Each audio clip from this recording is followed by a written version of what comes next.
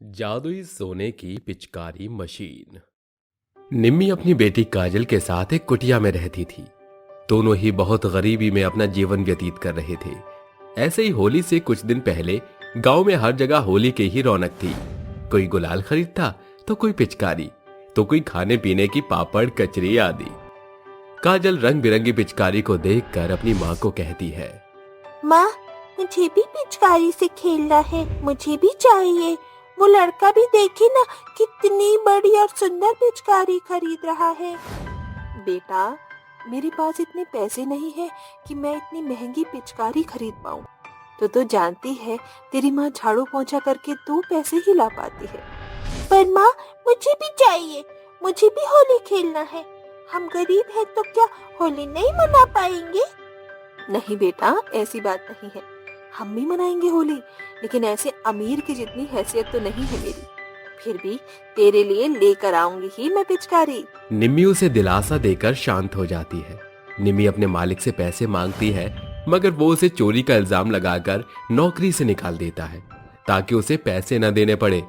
कुछ देर बाद काजल एक पिचकारी को देखते देखते रोड पर चलने लगती है। तभी एक कार आकर उसका एक्सीडेंट कर देती है। निम्मी काजल को लेकर हॉस्पिटल जाती है, जहां उसका बहुत खून निकलने की वजह से जान बच पाना मुश्किल होता है। तभी रोते हुए निम्मी भगवान जी के आगे हाथ जोड़कर कहती है, हे भगवान, आप तो दुख हरता है, सबकी दुख हरते हैं। किसी भी तरह मेरी बेटी की आप जान बचा लीजिए, वरना मैं उसके बिना जी नहीं पाऊंगी, मर जाऊंगी मैंने आपकी बहुत पूजा अर्चना की है, मुझे उसका ये फल मत देना आप भगवान। भगवान से अपनी बेटी की जान बचाने की प्रार्थना करने के बाद निम्मी बाहर जाकर अपने पल्लू से लोगों के जूते साफ करके कुछ पैसे कमा लेती है और उन पैसों से अपनी बेटी को जूस लाकर पिला देती है। निम्मी अपनी बेटी को घर पर लाकर उसका बहुत ख्याल रखती है। एक दिन की बात है, वो जंगल से लकड़ी लेने जाती है कि उसे सामने झाड़ियों में फंसी एक बेहोश परी मिलती है, जिसके बाद वो उसे झाड़ियों में से निकाल देती है। फिर तुरंत भागकर तालाब से पानी लाकर उसे पानी पिलाती है। होश में आते ही परी कहती है, मेरी जान बचाने का बहुत बहुत शुक्रिया। कोई बात नहीं, पर तुम्हें इतनी चोटें आई कैसे? वो मैं एक परी हूँ, कमजोरी के कारण आसमान से गिरकर यहाँ झाड़ियों में फंस गई। मैंने निकलने की बहुत कोशिश की, लेकिन फिर मैं बेहोश हो गई। अब क्योंकि तुम बहुत नेक दिल इंसान हो और तुमने मेरी मदद की, इसीलिए तुम मुझसे कुछ भी मांग सकती हो, मांगो। वो मुझे कुछ नहीं चाहिए। निम्मी ये बोलकर घर चली जाती है, लेकिन परी उसे परेशान देखकर उसका पीछा करती है। निम्मी घर पहुंचती है तो उसकी बेटी कहती है, माँ, माँ, आप पैसे लाए? मेरी पिचकारी लाए माँ, मुझे पिचकारी से खेलना है। नहीं बेटा, मुझ पर पैसे नहीं है आज, मैं नहीं ला सकी बेटा। परी उन माँ बेटी की बात बाहर खड़ी होकर सुन लेती है और एक जादुई मशीन छोड़कर वहां से चली जाती है। निम्मी किसी काम से बाहर निकलती है तो उस मशीन को देखकर अंदर ले आती है। तभी काजल बोलती है, माँ, ये मशीन कहाँ से लेकर आई हो? आप पर तो पैसे नहीं थे ना? क्या बताऊं बेटा, शायद ये मुझे वो परी देकर गई है, क्योंकि मैंने उसकी मदद की थी। वो तो ठीक है माँ, पर अब इसे चलाए कैसे? मशीन देखकर ऐसे लगता है जैसे इसमें कुछ डालना पड़ेगा। काजल इतना बोलकर अपने पास पड़ी पिछले साल की टूटी हुई पिचकारी को उसमें डाल देती है, जिसके बाद उस मशीन में से एक के बाद एक सोने की पिचकारी निकलती है। ये देखकर दोनों माँ बेटी बोलती हैं, काजल बेटा देख, इसमें से तो सोने की पिचकारी निकल रही है। हाँ माँ, लगता है ये कोई जादुई मशीन है जिसमें से जादू की सोने की पिचकारी निकली। हाँ बेटा, अब तो तू होली मना सकती है। इस सोने की पिचकारी को बेचकर मैं बहुत सारे पैसे इकट्ठे कर सकती हूँ। माँ, मैं अभी खेल लूं सोने की पिचकारी से? मेरा बहुत मन है माँ। बेटा, अभी तेरी तबीयत बहुत नाजुक है, अभी नहीं खेल सकती तू। माँ, मेरा बहुत मन है, प्लीज खेलने दो ना माँ। ठीक है, पर थोड़ी देर के लिए। निम्मी ये बोलकर काजल को थोड़ी देर के लिए पिचकारी खेलने के लिए दे देती है। काजल उसमें पानी भरकर दूसरों को पिचकारी मारती है और ताली बजाकर हंसती है और कहती है, अरे वाह वाह, ये पिचकारी तो बहुत मस्त है। अरे ये मेरे पैर के पास एक और पिचकारी है।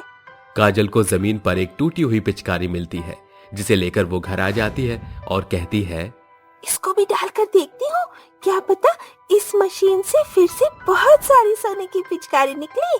काजल उस मशीन में फिर से टूटी हुई पिचकारी डालती है।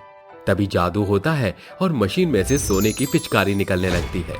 ये देख काजल फिर से हैरान हो जाती है और ताली बजाकर कहती है, ये वाह, हम पर तो बहुत सारी पिचकारी हो गई। अब तो मैं बहुत खेलूंगी। अरे ये तो बहुत सारी पिचकारी हो गई। इतनी सारी का हम क्या करेंगे? माँ, सब लोग होली मना रहे हैं, तो क्यों ना हमें इन सारी सोने की पिचकारी को बेचकर एक बहुत बड़ी पिचकारी और गुलाल की दुकान खोले। हाँ बेटा, ये तो तूने बहुत अच्छा आइडिया दिया है। निम्मी ऐसा बोलकर अगले दिन उन पैसों में से एक बहुत बड़ी पिचकारी की दुकान खोलती है, जिस पर होली का सारा सामान होता है। इन पिचकारियों को बेचकर वो बहुत पैसे इकट्ठे करती है और अपने जैसे गरीबों को मुफ्त में होली का सामान, पिचकारी, गुलाल, रंग आदि बांट देती है। इस तरह 2 दिन तक निम्मी उन पिचकारियों को खूब बेचती है। होली का दिन आ जाता है, हर जगह होली के रंग ही हवा में उड़ते हैं। काजल भी होली पर उस पिचकारी से बहुत खेलती है और निम्मी को पिचकारी मारकर कहती है, देखो माँ देखो, मैं आपको भिगा दूंगी। ये देखो मेरी पिचकारी। अरे अरे अरे बेटा बस, मैं गीली हो रही हूँ, तू जा बाहर जाकर खेल। मैं तो आपके साथ ही खेलूंगी, आप भी ये पिचकारी ले लो। अच्छा ठीक है, मैं अभी खेल रही हूँ। दोनों माँ बेटी एक दूसरे को होली के रंग लगा देती हैं और पिचकारी से खेलकर कहती हैं, हैप्पी होली माँ। हैप्पी होली बेटा।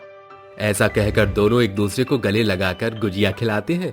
तभी निम्मी को अचानक से खांसी आती है और उस खांसी से उसके मुंह से खून भी निकलता है। खांसते खांसते निम्मी बेहोश हो जाती है। ये देखकर काजल रोते हुए कहती है, माँ माँ, ये क्या हुआ आपको? माँ, ये खून क्यों निकल रहा है आपको? क्या हुआ? चाचा चाचा देखो ना, मेरी माँ को क्या हुआ? अरे निम्मी को क्या हुआ? हॉस्पिटल ले जाना पड़ेगा। ऐसा बोलकर वो आदमी निम्मी को हॉस्पिटल ले जाता है। डॉक्टर उसका चेकअप करता है और उसके कैंसर के इलाज के लिए बाहर आकर कहता है, बेटा आपकी मम्मी का इलाज करने के लिए बहुत सारे पैसे चाहिए। अगर आप 10 लाख लेकर नहीं आई तो परेशानी हो जाएगी। नहीं डॉक्टर अंकल, मेरी मम्मी को आप बचा लो। मेरी मम्मी को आप कुछ मत होने देना, मैं बहुत सारे पैसे लेकर आऊंगी। काजल ये बोलकर घर में जाकर पैसे देखती है, लेकिन वो बहुत थोड़े ही पैसे होते हैं। इससे तो कुछ नहीं होगा, मुझे सोने की पिचकारी को बेचना पड़ेगा, लेकिन उसके लिए मुझे टूटी हुई पिचकारी ढूंढनी होगी। काजल जल्दी से टूटी हुई पिचकारी को ढूंढकर उस जादुई सोने की मशीन में डाल देती है, जिसके बाद बहुत सारी सोने की पिचकारियां निकलने लगती हैं। उनको एक थैले में भरकर वो सुनार को बेच देती है और उन पैसों की गड्डियों को लेकर डॉक्टर को दे देती है। 2 दिन बाद निम्मी घर पर आ जाती है और निम्मी कहती है, शुक्रिया काजल बेटा, तूने मेरी जान बचा ली। नहीं माँ, मैंने आपकी जान नहीं बचाई, ये तो उस जादुई सोने की पिचकारी मशीन का कमाल है।